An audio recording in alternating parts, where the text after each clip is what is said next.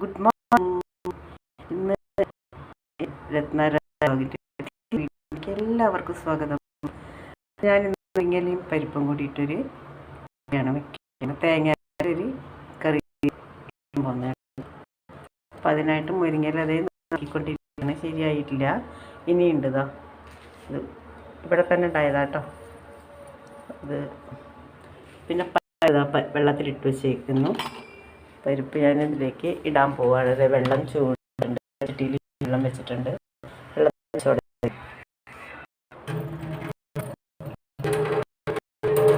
കഴുകി വെച്ചതാണ്. അപ്പം ഞാൻ പരിപ്പ് ഇടുന്നു. ടേസ്റ്റ് ഉണ്ടാവില്ല, എനിക്കിഷ്ടമല്ല, അതുകൊണ്ടാണ് കുക്കറിലിടാൻ. അത്യാവശ്യമായിട്ട് പെട്ടെന്ന് കഴിക്കണമെങ്കിൽ മാത്രമേ കുക്കറിലിട്ടുള്ളൂ. അല്ലെങ്കിൽ പെട്ടെന്ന് വേവുന്ന പരിപ്പ് നമുക്ക് വാങ്ങിക്കാൻ കഴിയും. അവരോട് വേഗം വേവുന്നത് ഇടാനല്ല എന്ന് പറഞ്ഞാൽ അവർ നല്ല പെട്ടെന്ന് വേവുന്ന പരിപ്പ് തരും. പക്ഷെ കല്ലിലിട്ട് വേവിക്കുന്ന സ്വാദ് ഇല്ല. ചട്ടിയിലിട്ടിട്ട് നമ്മൾ ശരിക്കും അടുപ്പിൽ കത്തിച്ചിട്ട് വേണം വെക്കാൻ. പക്ഷെ അടുപ്പില്ല, അടുപ്പൊക്കെ പോയല്ലോ, ഉണ്ടായിരുന്നതൊക്കെ കളഞ്ഞു.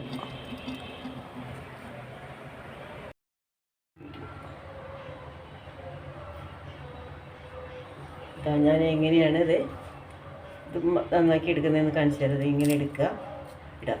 ഇത് ഒരുമിച്ചാണെങ്കിൽ ഇതാ കണ്ടില്ലേ, ഇത് ഒരുമിച്ച് ഇങ്ങനെ ഇങ്ങോട്ട് എടുക്കുക. എന്നിട്ട് ഇങ്ങനെ ഇതിൻ്റെ തണ്ട് മാറ്റിക്കളയണം.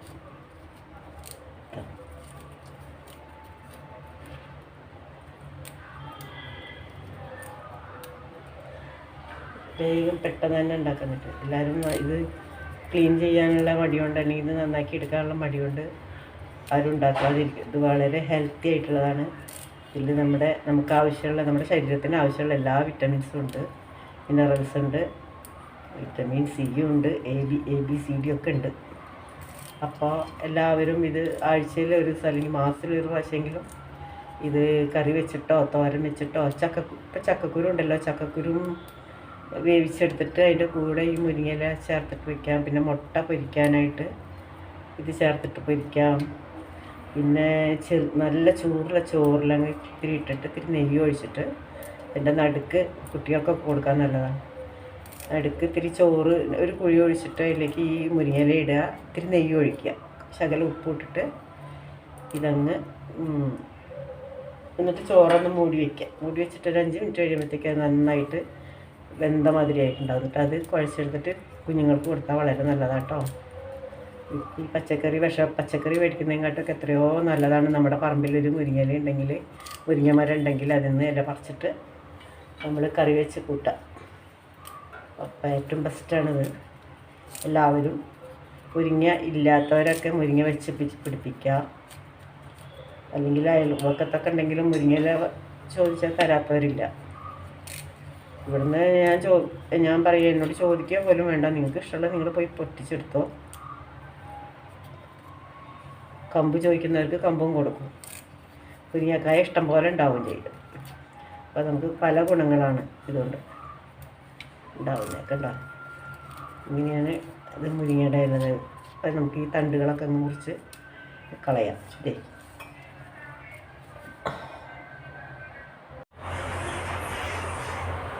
ഇപ്പം ഞാനിത് ഒരു അര ടീസ്പൂണോളം മുളക് പൊടി ഇട്ടു.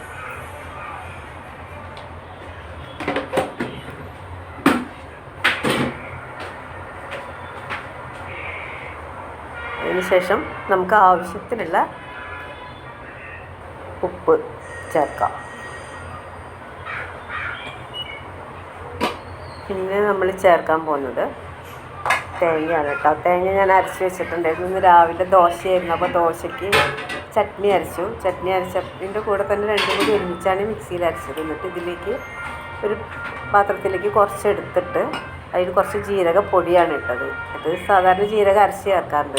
ഇത് ചട്നിയിലേക്ക് ജീരകം വേണ്ട, അതുകൊണ്ട് ഞാൻ ജീരകപ്പൊടിയാണ് ഇട്ടത്. എന്നിട്ട് ഒരല്പം വെള്ളം കൂടി ചേർത്തിട്ട് അതിലേക്ക് ഒഴിക്കുക. നന്നായി ഒന്ന് മിക്സ് ചെയ്യുക. മുളക് പൊടിയൊക്കെ നിങ്ങളുടെ ഇഷ്ടം പോലെ ഇടാം കേട്ടോ. അതിൽ കൂടുതലോ കുറവോ, ഒരുപാട് മുളക് പൊടി ഇട്ടാൽ ടേസ്റ്റ് ഉണ്ടാവില്ല. പിന്നെ ഇത് അധികം തിളക്കരുത്. ഇല ഇട്ട് കഴിഞ്ഞിട്ടുണ്ടെങ്കിൽ അധികം തിളക്കരുത്, ഒരു തളയെ തിളയ്ക്കാൻ പാടുള്ളൂ. അധികം തിളച്ചിട്ടുണ്ടെങ്കിൽ ഒരു കയ്പ്പ് വരും. അത് മാത്രമല്ല അത് വെന്ത് പോയാൽ അതിൻ്റെ ടേസ്റ്റ് പോകും. അതുകൊണ്ട് നമ്മൾ മുരിങ്ങയില ഇടുമ്പോൾ ശ്രദ്ധിക്കണം. കാരണം നന്നായി തേങ്ങ ചേർത്തിട്ട് നന്നായി വെട്ടി തിളച്ച് കഴിയുമ്പോൾ മുരിങ്ങയില ഇടുക. മുരിങ്ങയില ഇട്ട് കഴിഞ്ഞിട്ട് ഉടനെ തന്നെ അത് വാങ്ങി വയ്ക്കുകയാണ് നല്ലത്. കൽച്ചട്ടിയിലാകുമ്പോൾ പിന്നെയും ഇങ്ങനെ തിളച്ചുകൊണ്ടിരിക്കും. അതുകൊണ്ട് തിള വരുമ്പോൾ തന്നെ ഞാനത് വാങ്ങി വയ്ക്കും. എങ്കിലേ നമുക്ക് ആ ഒരു ടേസ്റ്റിൽ കിട്ടുള്ളൂ. മുരിങ്ങയില തിളച്ച് പോയാൽ അതിൻ്റെ ടേസ്റ്റ് പോകും. മുരിങ്ങയിലയ്ക്ക് വേവില്ല.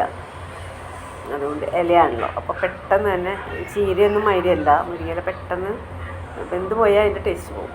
അത്രേ എനിക്ക് പറയാനുള്ളൂ. അപ്പോൾ അതുകൊണ്ട് നമ്മളൊന്ന് തിള വരുമ്പോൾ തന്നെ അത് വാങ്ങി വയ്ക്കുക. വാങ്ങി വെച്ചിട്ട് പിന്നെ കടുകിൽ പിന്നെ ഉഴുന്നുപരിപ്പ് വേണമെങ്കിൽ ഇടാം. അത് ഇഷ്ടമുണ്ടെങ്കിൽ ഇട്ടാൽ മതി. അല്ലെങ്കിൽ വെറും കടുകും 2 പറ്റൽമുളകും ഇട്ടിട്ട് കടുക് വറുത്താൽ മതി. വേറൊന്നും ചേർക്കാനില്ല. അപ്പോൾ നമ്മുടെ ഒരുപാട് ഗുണങ്ങളുള്ളതാണ്. അതുകൊണ്ട് എല്ലാവരും ഇത് ട്രൈ ചെയ്യണം. കാരണം നമ്മൾ ഈ വിഷം ചേർത്ത പച്ചക്കറി തമിഴ്നാട്ടിൽ നിന്ന് വരുന്നത് വാങ്ങിച്ച് കഴിക്കേണ്ട കാര്യമില്ല. ഇവിടെ ഞാൻ എല്ലാ പച്ചക്കറിയും വളർത്തി ഉണ്ടാക്കാറുള്ളത്. വെണ്ട, പയർ, പച്ചമുളക് പല സൈസിലുള്ളത്. എൻ്റെ വീട് ഗുരുവായൂരിൽ നിന്ന് വരുമ്പോൾ ഞാൻ എല്ലാ തരം പച്ചമുളകിൻ്റെയും വെള്ളമുളക്, ഉണ്ടമുളക്, അങ്ങനെയുള്ള ഇതൊക്കെ നല്ല എരിവുള്ളതും എരിവില്ലാത്തതും പിന്നെ പാലിൻ്റെ ടേസ്റ്റുള്ളൊരു മുളക് അതെനിക്കിഷ്ടമല്ല. എല്ലാ മുളകും കൊണ്ടുവന്ന് വയ്ക്കാറ്. ഇപ്പോൾ ആഫ്രിക്കൻ ഒച്ച് കുറച്ച് കൊല്ലമായിട്ട് ഇവിടെ വരുന്നുണ്ട്. അതുകൊണ്ടൊരു സാധനം വെക്കാൻ നിർത്തിയില്ല. വെച്ചിട്ടുണ്ടെങ്കിൽ അത് മുഴുവനും തിന്നും. തളിര് വരുന്നത് തിന്നും. ചിലപ്പോൾ എനിക്ക് സങ്കടം വരും. അങ്ങനെയാണ്.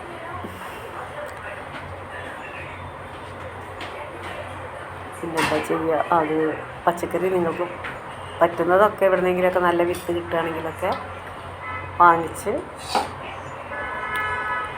കടുക് വറുത്തു കേട്ടോ. കടുക് വറുക്കലും കഴിഞ്ഞു. ലാസ്റ്റ് സ്റ്റേജാണ്.